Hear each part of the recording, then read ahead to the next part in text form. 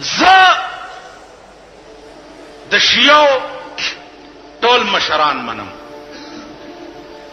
څوک نه منئ؟ شته تاسو کې څوک؟ شیعه پنځتن پاک وای. زه وایم چې د پنځتن پاک د کوڅو د سپو خاورې زما په سترګو کې څوک واچي، دینه لویه دوایي بله نشته.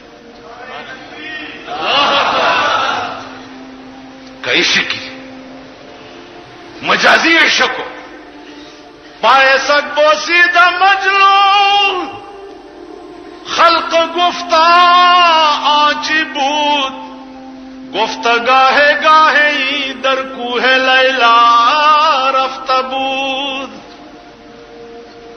پایسک بوسید مجنون خلق گفتا آنچی بود گفتا گاہے گاہے در کوہ لیلا رفت بود.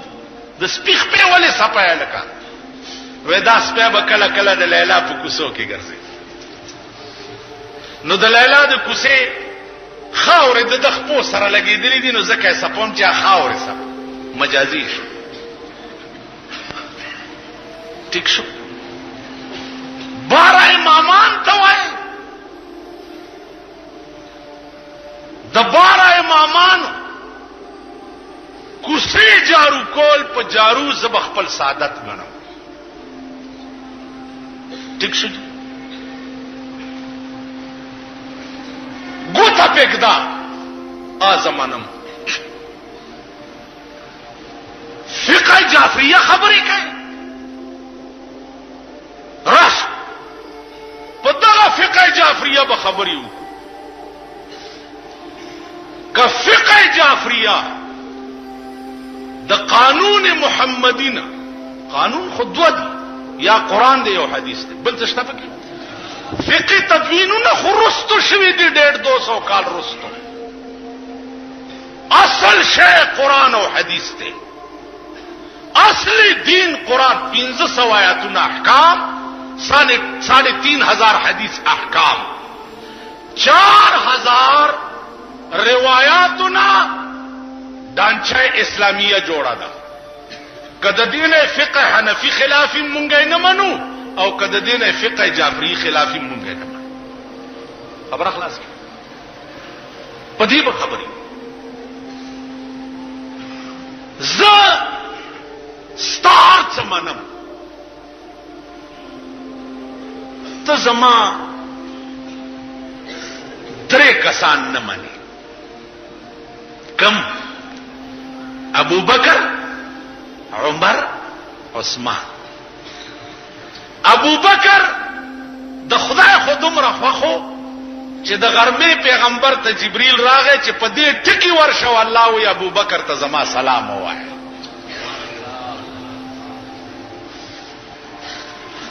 نو د خدای خواخو استابدي شنو ګناه اوس د چا ده؟ زما ګناه ده؟ د خدای خواخو او استابدي شي. عمر هغه انسان دی چې په قران کې څومره آیاتونه الله د عمر د مرزا مطابق نازل کړي دي. عثمان هغه انسان چې رسول ورته وي چې عثمان په خدای مې دې قسمی چې تا جنت 100 ځله په بیا اغسته. د خدای او د رسول خو ابو بکر، عمر، عثمان سره دا شفقت او مهرباني او مینه ده او ستا ور سره دا مینه ده. نو وایا چې په غلطه ځای موقته آسمان نه आवाज تا تم نکیږي او ما تم نکیږي. جبرائیل تا تم ناراضي او ما تم ناراضي. د کتاب خبرې دي ستا او زما منس کې په یو کوټه کې بکینو تبه مو وای او زبه مو خیر. که حضرت عمر غوند سخت زړه والا خرازی او د پیغمبر په لاس لا اله الا الله محمد رسول الله وای نو ستا او زما منس کې چې حق د چا طرف ته زما دا ایمان دی. کما ته دا ثابت شي چې حق تا سره دی زه به سبا توره جوبه واچوم او تور پټکی په سر وم او زه شیعه کېږم. لکه جګړه د څه خبرې ده خو تم جنت له زور کې او زیم کوم که دا راته پته وي چې ستا لار جنت ته لنډه ده زه شیعه کېږم او که زما لار جنت ته لنډه وه نو ټیک به ته سني کېږي. دې کې د جګړې څه خبره دې کې جګړه نشته فساد نشته. اسلام تر تا او ما چې را رسېدلی دی دا د پیغمبر د ښایسته او اخلاقو برکت دی. اخلاقی مظاهره به سره کوو که پیغمبر په طائف کې د کاڼو ویشتو نه بعد دعا وکړه چې پروردګاره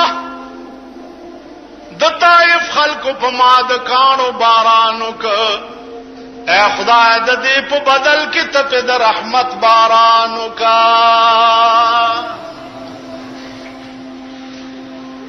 اے الله په ما کاڼي راوورول خدای د دې بدل کې ته په رحمت راووروا.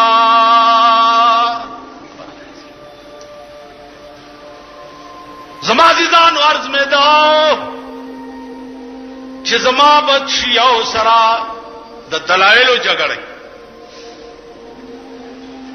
دلائل با ما ته خیر دلائل با زه درته خیر چې حق کوم طرف ته هغه طرف ته اتباع وکړو. خبره خلاص. دا وخت آیا د شیعه سنی د فساد ده او کدا وخت ستا ټول ملک د افرا تفری شکار ده. په ټول ملک یو ګورئ دا خوف او حراس چالا تھوڑا گروپ راوته دي تھوڑا گروپ ته چې تھوڑا دوی ولڅ هوا ور کوي لګیا دي په اخبار کې فوټوار خزي کې مکړی پرتی دي. نن جنگ پندای کې وګورئ یو معصوم په تبر کې مکړی پروت دی. نن جنگ پندای کې وګورئ بیا دې ظلم لا ته په ټي وي هوا ورکړي. ستا د ملک ټلویزیون دا ظلم قوم ته ښایي چې دا وګورئ د دې مفهوم مخالف سره وځي. اوس په دې ټکي کې خدای سر در پورې نښتې خو پې پوه بشي د دې مفهوم مخالف سره وځي چې ستا دور حکومت ناکام دی د ملک او د قوم په خدمت کولو.